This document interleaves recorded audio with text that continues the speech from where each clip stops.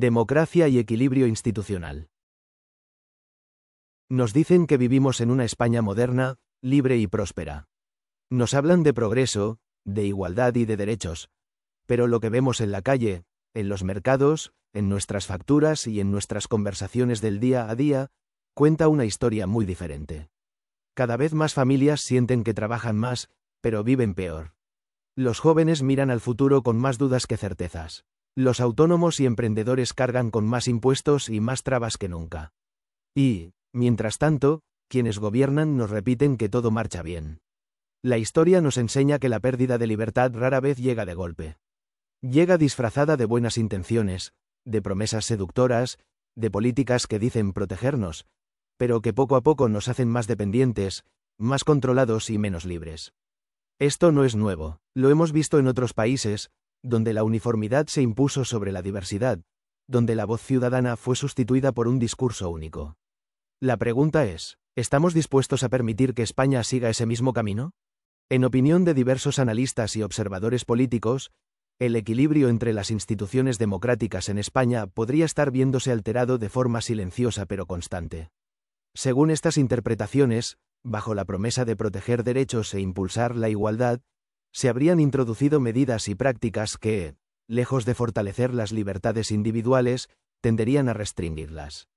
Entre los ejemplos citados, señalan el uso frecuente de decretos ley, que en 2024 representaron casi la mitad de las normas con rango de ley, algo que, según esta visión, concentra de forma significativa el poder legislativo en manos del Ejecutivo y reduce el espacio para el debate y el control parlamentario. A ello se suma, siempre según estas críticas, la prórroga de los presupuestos generales del Estado, que para algunos priva a la ciudadanía de un debate presupuestario abierto y convierte la gestión económica en un ejercicio de decisiones unilaterales. La falta de consenso en la aprobación de cuentas públicas, de acuerdo con esta interpretación, no sería solo un síntoma de división política, sino también un indicio de parálisis institucional. De forma paralela, varios sectores han cuestionado la independencia judicial, especialmente ante nombramientos y decisiones que, a juicio de estas voces, generan desconfianza. Entre sus argumentos, citan que cuando el fiscal general del Estado mantiene vínculos con el poder político, se percibe un debilitamiento de la separación de poderes y una pérdida de la capacidad de la justicia para actuar como contrapeso. El temor que expresan estos analistas es que, en ese escenario, las instituciones, en lugar de proteger al ciudadano frente al poder, puedan terminar alineándose con él. Y cuando eso ocurre, siempre según esta lectura, el riesgo no es abstracto. Se traduce en menos control, menos transparencia y, en última instancia, en una percepción de pérdida de libertad. La libertad y la igualdad son pilares fundamentales de cualquier democracia. Sin embargo, diversos analistas advierten que, como todo equilibrio delicado, pueden entrar en conflicto cuando se percibe que se manipulan para servir a intereses políticos. Desde esta perspectiva, la igualdad real significa que todos los ciudadanos, sin importar su región o ideología, estén sometidos a las mismas leyes y disfruten de los mismos derechos. La libertad real implica que nadie pueda imponer una agenda que vulnere esa igualdad. En el caso español, quienes sostienen esta visión señalan que este equilibrio se habría visto alterado. Citan como ejemplo la reciente amnistía a los separatistas catalanes, presentada oficialmente como un gesto de reconciliación, pero que, según estas opiniones, en la práctica otorgaría privilegios legales a un grupo concreto por encima del resto de los ciudadanos. Lo que para algunos se interpreta como un acto de paz política, para otros se percibe como la confirmación de que la ley ya no se aplica de manera uniforme. Según estas mismas voces críticas, no se trataría de un caso aislado. Apuntan que existen leyes y reformas recientes que, en nombre de la justicia social o de supuestas reparaciones históricas, han introducido nuevas desigualdades, en el acceso a recursos, en el trato judicial y en la representación política. Afirman que estas normas, más que unir, tienden a separar, más que garantizar igualdad, la fragmentan.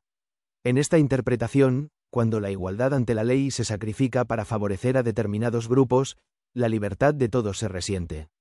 Porque, como concluyen estos analistas, una democracia no se mide por los privilegios que concede, sino por la fortaleza con la que protege la igualdad de derechos y deberes de todos sus ciudadanos. Edmund Burke, uno de los padres del pensamiento conservador moderno, lo expresó con claridad: cuanto mayor es el poder, más peligroso es su abuso. Esta advertencia, formulada en el siglo XVIII, sigue siendo considerada por muchos como plenamente vigente. Según esta visión, el poder político, cuando carece de límites claros y de un control efectivo por parte de las instituciones y de la sociedad, tiende a expandirse más allá de sus funciones naturales, hasta invadir ámbitos que no le corresponden. En el caso de España, diversos analistas interpretan que esta concentración y uso discrecional del poder se refleja en decisiones como la reciente amnistía a los separatistas catalanes. Desde su punto de vista, bajo el argumento de recuperar la convivencia, se habría concedido un privilegio jurídico a personas condenadas por delitos contra el orden constitucional. Para quienes sostienen esta crítica, la medida no representaría un acto de igualdad, sino una excepción adaptada a un grupo concreto, con el fin de garantizar apoyos parlamentarios. El peligro al que aludía Burke, de acuerdo con esta interpretación, estaría presente cuando el poder se emplea para asegurar la supervivencia de un gobierno, incluso si ello, según estas opiniones, supone poner en entredicho el principio de igualdad ante la ley. En este escenario, la línea entre la política legítima y el abuso se vuelve difusa. Y cuanto más se normaliza este tipo de actuaciones, más difícil resulta revertirlas, ya que las leyes y las instituciones dejan de percibirse como escudos para todos y pasan a ser vistas como herramientas al servicio de unos pocos. Alexis de Tocqueville, uno de los grandes analistas de la democracia, observó con agudeza un fenómeno recurrente: las naciones democráticas están tan enamoradas de la igualdad, que prefieren ser iguales en esclavitud que desiguales en libertad. Con esta frase no defendía la desigualdad arbitraria, sino que advertía sobre un riesgo real: que, en la obsesión por eliminar cualquier diferencia, se acabe sacrificando la libertad misma. En el contexto español, esta reflexión resulta, para muchos analistas, especialmente pertinente. Según estas voces críticas, se han aprobado leyes que, bajo el pretexto de garantizar igualdad, introducen privilegios legales para determinados colectivos o territorios. La amnistía a los separatistas catalanes es señalada como un ejemplo, pero no el único. También se mencionan reformas que modifican el Código Penal, ajustes normativos en favor de intereses regionales concretos y políticas identitarias que, a juicio de estos observadores, fragmentan el concepto de ciudadanía común. Cuando la igualdad se interpreta como una uniformidad forzada, el resultado, según esta interpretación, es una democracia más débil. Porque no se trata solo de que todos tengamos los mismos derechos y deberes, sino de que esos derechos y deberes se apliquen con justicia y de forma equitativa. La falsa igualdad, como advertía Tocqueville, es aquella que se impone quitando libertades, para que todos seamos igual de dependientes del poder central. En la práctica, esto se traduce, para quienes sostienen esta crítica, en que en lugar de ciudadanos libres e iguales ante la ley, se crean categorías de ciudadanos con más derechos que otros, dependiendo de la coyuntura política.